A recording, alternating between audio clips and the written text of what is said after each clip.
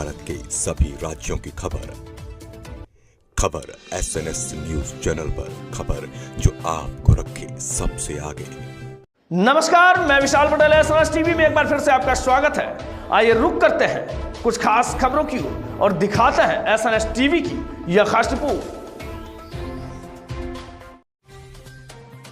शिवहर विधानसभा निर्वाचन क्षेत्र में मतदान संपन्न होने के बाद जिला निर्वाचन पदाधिकारी एवं जिलाधिकारी विवेक रंजन मैत्रेय ने प्रेस वार्ता में बताया कि जिले का मतदान प्रतिशत 69.76 रहा, जबकि बेलसंड क्षेत्र में 69.86% दर्ज किया गया।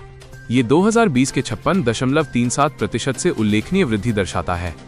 डीएम मैत्रेय ने शिवहर की जनता को लोकतंत्र के महापर्व में सक्रिय भागीदारी के लिए बधाई दी तथा मीडिया की उत्कृष्ट कवरेज की सराहना की। उन्होंने जनप्रतिनिधियों एवं मतदाताओं का धन्यवाद किया।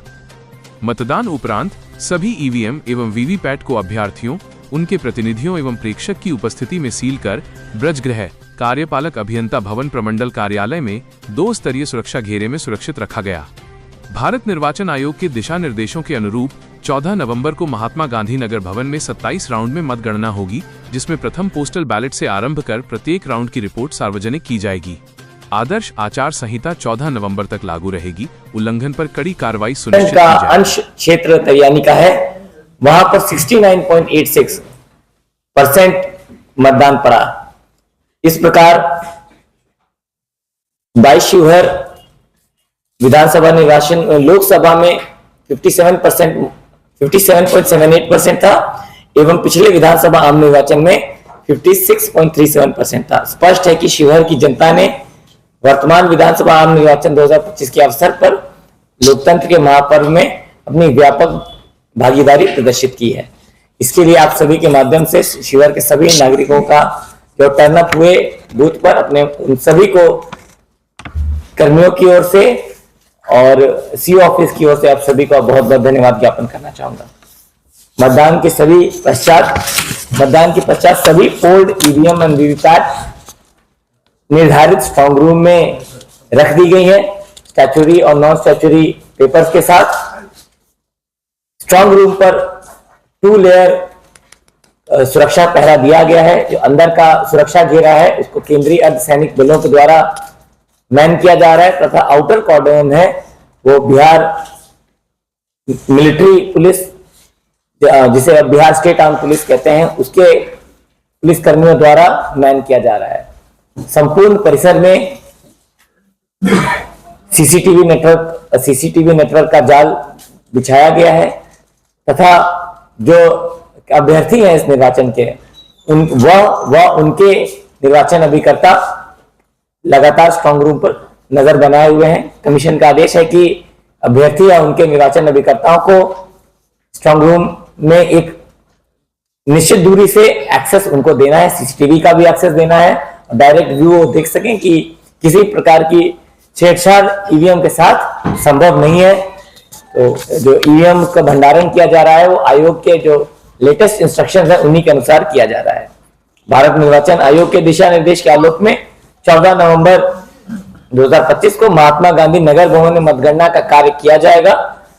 मीडिया कर्मियों के लिए महात्मा गांधी नगर भवन में पृथक मीडिया सेंटर का अधिष्ठापन किया जाएगा, जहां से आपको रेगुलर पोलिंग ट्रेंड्स और काउंटिंग ट्रेंड्स के बारे में आप सभी को सूचना प्राप्त होगी।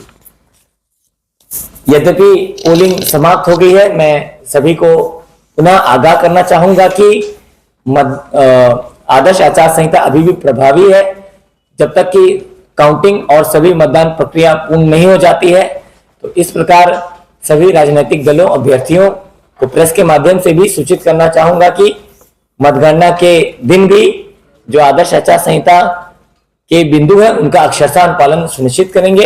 परिणाम जो भी हो, यदि आदर्श आचार संहिता का में कहीं भी उसको भंग किया जाएगा तो पुलिस और प्रशासन आयोग के दिशा निर्देश के अनुसार उस पर कार्रवाई करेंगे, कानूनी कार्रवाई करेंगे। इस संपूर्ण पोल दिवस पर सभी प्रिंट, इलेक्ट्रॉनिक, सोशल मीडिया के जितने भी पत्रकार बंधु हैं उन सभी के एक्टिव कवरेज के लिए आप सभी का भी मैं धन्यवाद ज्ञापन करता हूं। आप सभी के जो तुरंत लेख आप सोशल मीडिया और इलेक्ट्रॉनिक मीडिया पर डाल रहे थे, निश्चित उसका भी एक प्रभाव पड़ा होगा कि लोग भारी संख्या में बूथ में टर्न अप हुए, उसके लिए भी मैं आप सभी का बहुत बहुत धन्यवाद ज्ञापन करता हूं। इस पूरे प्रक्रिया में अभी कुछ दिन और शेष है, बट प्रेस का बहुत भरपूर साथ मिला है, चाहे वो वोटर एजुकेशन को बढ़ाने में या आदर्श आचार संहिता के बारे में जागरूक, इन्फॉर्म्ड और एथिकल वोटिंग के संबंध में चेतना जगाने के लिए आप सभी को इस पुनीत कार्य के लिए आप सभी का धन्यवाद ज्ञापन करता हूं। इसके उपरांत यदि आप सभी के कोई प्रश्न है तो उनका मैं सहर्ष उनका उत्तर दूंगा। बहुत बहुत धन्यवाद। टाइमिंग क्या वैसे जी, मतगणना तो टेक्निकली प्रारंभ होती है सुबह 5 बजे, जब मतदान कर्मियों का योगदान लिया जाता है। 8 बजे से स्ट्रांग रूम व गृह आयोग के दिशा निर्देश उसे कुछ देर पूर्व खोला जाएगा और काउंटिंग की प्रक्रिया प्रारंभ की जाएगी। जी जी, कमीशन का इंस्ट्रक्शन है अधिकतम 14 टेबल स्थापित की जा सकती हैं। हम लोगों ने 14 टेबल और 2 पोस्टल बैलेट टेबल्स लगाई हैं।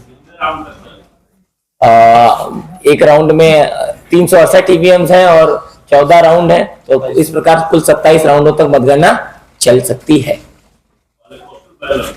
जी, पोस्टल बैलेट पहले गिने जाने का निर्देश है और आखिरी के 2 राउंड तब तक नहीं शुरू किए जाएंगे जब तक कि सभी पोस्टल बैलेट की गिनती खत्म नहीं कर दी जाती।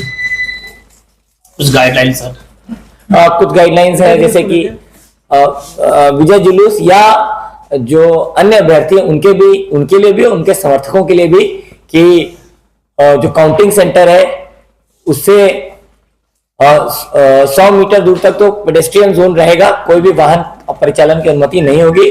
मेरा सुझाव है कि काउंटिंग सेंटर से 500 मीटर के घेराव में कोई जमावड़ा नहीं लगाएंगे। पर्याप्त संख्या में अर्धसैनिक बलों तथा जिला पुलिस बल की डिप्लॉयमेंट किया जाएगा। किसी भी प्रकार की अनटूवर्ड स्थिति से निपटने के लिए मेरा अनुरोध है कि अब सभी अपने समर्थकों सम्मिलित हो सकते हैं काउंटिंग प्रक्रिया में, लेकिन आदर्श आचार संहिता का पालन करेंगे और किसी भी चुनाव के परिणाम का कुछ भी रिजल्ट हो, किसी प्रकार की विधि व्यवस्था में कोई भूल चूक नहीं होगी उनसे। एक सवाल है, पोस्टल बैलेट के द्वारा हुआ, फिर ईवीएम के द्वारा तमाम वोटिंग से बहुत अच्छा प्रदर्शन रहा जी। इन चुनाव आयोग ने जो प्रोजेक्ट था ऑनलाइन वोटिंग का माध्यम जी, इस संबंध में हमें कोई जानकारी आयोग द्वारा नहीं दी गई है, उस पर मैं कोई टिप्पणी नहीं करना चाहूंगा।